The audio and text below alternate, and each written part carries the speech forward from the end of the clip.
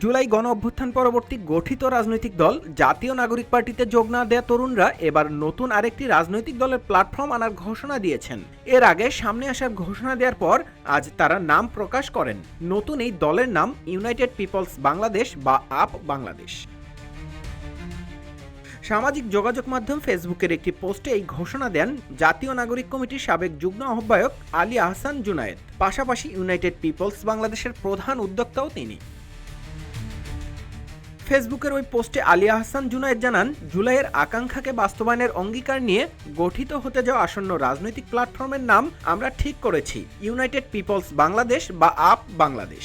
জুলাইয়ের আকাঙ্ক্ষা বলতে আমরা সুনির্দিষ্টভাবে কিছু লক্ষ্যমাত্রা নির্ধারণ করেছি, যেটি বাস্তবায়নের লক্ষ্যে বাংলাদেশের আপামর ছাত্র জনতাকে সাথে নিয়ে প্ল্যাটফর্মটি এগিয়ে যাবে। ছাত্র শিবিরের সাবেক এই নেতা বলেন, পিলখানা শাপলা ও জুলাই গণহত্যার মতো ভয়াবহ অপরাধের বিচার, ফ্যাসিবাদী দল আওয়ামী লীগের নিষিদ্ধকরণ এবং জুলাইয়ের আহত যোদ্ধা ও শহীদ পরিবারকে অর্থনৈতিকভাবে স্বাবলম্বী করে তোলার দাবিতে জনমত ও রাজনৈতিক আন্দোলন গড়ে তোলা এই প্ল্যাটফর্মের প্রাথমিক লক্ষ্যমাত্রা হিসেবে বিবেচিত হবে। এদিকে দলের লক্ষ্য সম্পর্কে জুনায়েদ জানান, বাংলাদেশের বিদ্যমান রাজনৈতিক সংস্কৃতির পরিবর্তন, সমাজের সর্বস্তরে যোগ্য নৈতিক নেতৃত্বের প্রতিষ্ঠা, সামাজিক সুবিচার ও মানবিক মর্যাদা প্রতিষ্ঠাকরণ, সামাজিক নিরাপত্তা বিধান এবং ধর্মীয় বিশ্বাস ও মূল্যবোধের প্রতি শ্রদ্ধাশীল সামাজিক চুক্তির ভিত্তিতে বাংলাদেশ পুনর্গঠন এই প্ল্যাটফর্মের দীর্ঘমেয়াদী লক্ষ্যমাত্রা।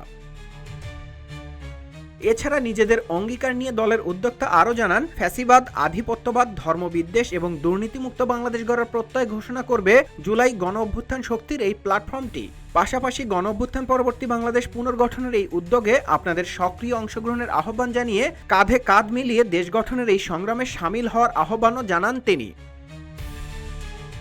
এর আগে গত ফেব্রুয়ারিতে বৈষম্য বিরোধী ছাত্র আন্দোলন ও জাতীয় নাগরিক কমিটির উদ্যোগে গঠিত নতুন রাজনৈতিক দলে না থাকার ঘোষণা দিয়েছিলেন ইসলামী ছাত্র শিবিরের সাবেক দুই নেতা আলী আহসান জুনায়েদ ও রাফে সালমান রিফাত।